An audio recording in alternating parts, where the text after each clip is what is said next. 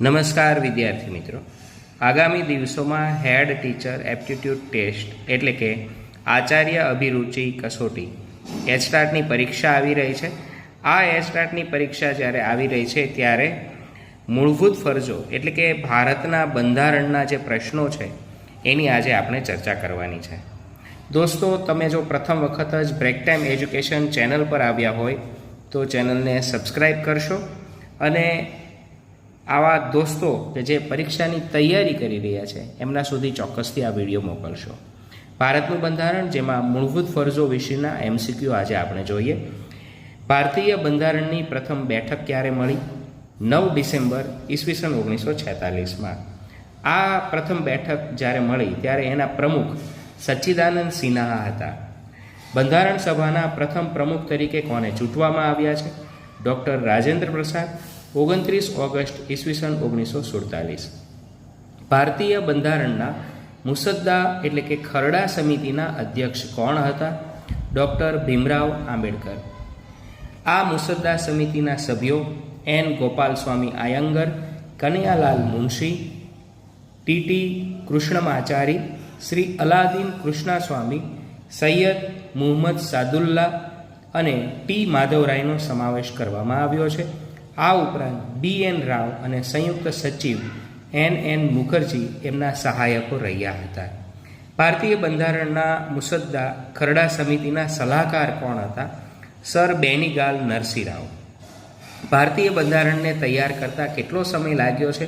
2 વર્ષ 11 મહિના 18 દિવસ. પ્રજાસત્તાક ભારતના પ્રથમ રાષ્ટ્રપતિ તરીકે કોને ચૂંટવામાં આવ્યા? ડૉક્ટર રાજેન્દ્ર પ્રસાદને 24 જાન્યુઆરી ઈસવીસન 1950ના રોજ. બંધારણના અમલની શરૂઆત ક્યારે થઈ? 26 જાન્યુઆરી ઈસવીસન 1950ના દિવસે. આ દિવસે આપણે પ્રજાસત્તાક તરીકે ગણતંત્ર દિવસ તરીકે પણ યાદ કરીએ છીએ. ભારત સરકારના બંધારણીય વડા કોણ છે? રાષ્ટ્રપતિ. ભારત સરકારના વહીવટી વડા કોણ છે? વડાપ્રધાન. સરકારના કાયદાકીય સલાહકાર કોણ હોય? Attorney general. સલાહકાર પક્ષે કાનૂની સલાહકાર કોણ હોય છે? Solicitor general. આમુખ એટલે શું? આમુખ એટલે પ્રસ્તાવના. આમુખની મુખ્ય બાબત જોઈએ તો કોઈ પણ દેશના બંધારણની શરૂઆત આમુખથી થાય છે. અલબત્ત ઘણા બધા દેશના બંધારણમાં આમુખ દર્શાવ્યું પણ નથી. તે બંધારણનું હાર્દ રજૂ કરે છે. તે માત્ર સામાન્ય ગ્રંથની જેમ કેવળ પ્રસ્તાવના નથી, પણ ભારતીય પ્રજાજનોનું સમર્પણ છે. ભારતે કયા દેશના આદર્શને સ્વીકારી આમુખનો પાયાનું આદર્શ ગણાવ્યું છે? ભારતે આયર્લેન્ડ જ્યારે પ્રસ્તાવના એટલે કે આમુખનો ખ્યાલ અમેરિકાના બંધારણ અને પ્રસ્તાવનાની ભાષા ઓસ્ટ્રેલિયાના બંધારણથી પ્રભાવિત છે. લોકશાહીના 4 પિલર કોને ગણવામાં આવે છે? સ્વાતંત્રતા, સમાનતા, બંધુત્વ અને ન્યાય, જે આમુખમાં દર્શાવવામાં આવ્યું છે. પ્રત્યેક વ્યક્તિની ફરજોનું પાલન કરશે તો તેથી અન્ય વ્યક્તિઓને તેમના અધિકારો આપોઆપ ભોગવી શકશે. આવું વિધાન કોણે કહેલું છે? તો આવું વિધાન મહાત્મા ગાંધીજીએ કહેલું છે. કયા બંધારણીય સુધારાને કારણે મૂળભૂત ફરજો બંધારણમાં સામેલ કરવામાં આવી?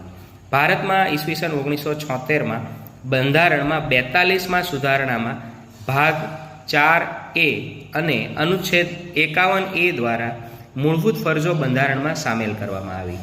નોંધનીય બાબત એ છે કે સૌ પ્રથમ ભારતીય બંધારણમાં મૂળભૂત ફરજોનો ઉલ્લેખ નહોતો. આ ઉપરાંત મૂળભૂત ફરજો કોર્ટ દ્વારા લાગુ કરાવી શકાતી નથી. એ સમયે વડાપ્રધાન હતા ઇન્દિરા ગાંધી અને સ્વર્ણસિંહ સમિતિની રચના કરવામાં આવી હતી. મૂળભૂત ફરજનો અર્થ જણાવો. ભારતનું અન્ય નાગરિક, સમાજ તથા રાજ્ય પ્રત્યેનું કર્તવ્ય. વ્યક્તિ જેમ અધિકારો ભોગવવાની અપેક્ષા રાખે છે તેમ અન્યને પણ પોતાના અધિકારો ભોગવવાની સગવડ ને વાતાવરણ પૂરા પાડે તેવી અપેક્ષા તેની પાસે રાખવામાં આવે છે. અન્યના અધિકારો અને એના વિચારો અંગેની જવાબદારી એટલે ફરજ અને કર્તવ્ય. આ અર્થમાં અધિકાર એ ફરજ પરસ્પર ગાઢ રીતે સંકળાયેલા છે. એ રીતે અધિકાર અને ફરજ એક સિક્કાની 2 બાજુઓ છે. વર્તમાન સમયમાં કેટલી મૂળભૂત ફરજો છે? 11 છે. શરૂઆતમાં 10 મૂળભૂત ફરજો હતી. 2002માં 86મો બંધારણીય સુધારણા દ્વારા એક વધારાની ફરજ ઉમેરવામાં આવી છે. બંધારણમાં મૂળભૂત ફરજોનો વિચાર ક્યાંથી લેવામાં આવ્યો છે? પૂર્વ સોવિયત સંઘના બંધારણમાંથી. વર્તમાન સમયમાં ભારત અને જાપાનના બંધારણમાં મૂળભૂત ફરજોનો ઉલ્લેખ આપણને જોવા મળે છે. આ પણ ખાસ અગત્યની વાત છે. દોસ્તો, અત્યારે આપણે બ્રેક ટાઈમ એજ્યુકેશન ચેનલની અંદર એચસ્ટાર્ટ મુખ્ય શિક્ષકના મટીરિયલ્સની ચર્ચા કરી રહી છે, જેમાં ભારતીય બંધારણના મૂળભૂત ફરજો વિશેની વાતો અત્યારે કરી રહ્યા છીએ. કયા દિવસે મૂળભૂત ફરજ દિવસ તરીકે ઉજવવામાં આવે છે? 6 જાન્યુઆરીના દિવસે. વર્ષ 2002માં ભારતીય બંધારણમાં કયો સુધારો કરવામાં આવ્યો? ભારતીય બંધારણ વર્ષ 2002માં 86મો સુધારો કર્યો. બંધારણમાં આ પૂર્વે 10 મૂળભૂત ફરજો હતી. આ સુધારા બાદ 11મી મૂળભૂત ફરજો થઈ. સુધારો 6 થી 14 વર્ષના બાળકોને વિના મૂલ્યે ફરજિયાત પ્રાથમિક શિક્ષણનો અધિકાર જે આપ્યો છે એ સુધારો અહીંયા આપણને જોવા મળે છે. વિશ્વમાં સૌથી મોટું અને લેખિત બંધારણ કયા દેશનું છે? ભારત અને બ્રિટન અને ઇઝરાયલ. આ બંધારણ અલેખિત છે. આ પણ આપણે યાદ રાખશું. વિશ્વમાં સૌથી મોટું લેખિત બંધારણ આપણા દેશનું છે, જ્યારે બ્રિટન અને ઇઝરાયલ એ અલેખિત સ્વરૂપે એનું કાર્ય ચાલે છે. ભારતના બંધારણમાં કયા દેશ પાસેથી શું લેવામાં આવ્યું? દોસ્તો, ઘણી વખત આવો જ પ્રશ્ન પૂછાતો હોય છે. તો મૂળભૂત ફરજો રશિયા પાસેથી, કટોકટીની જોગવાઈ જર્મની પાસેથી, કાનૂન દ્વારા સ્થાપિત પ્રક્રિયા જાપાન પાસેથી, બંધારણમાં સંશોધન અને રાજ્યસભાના સભ્યોની ચૂંટણી પ્રક્રિયા એ દક્ષિણ આફ્રિકા પાસેથી, મૂળભૂત અધિકાર, ન્યાયતંત્ર, મહાભિયોગ, બંધારણ સર્વોપરી, ઉપરાષ્ટ્રપતિનું પદ અને આમુખનો વિચાર અમેરિકામાંથી લેવામાં આવ્યો છે.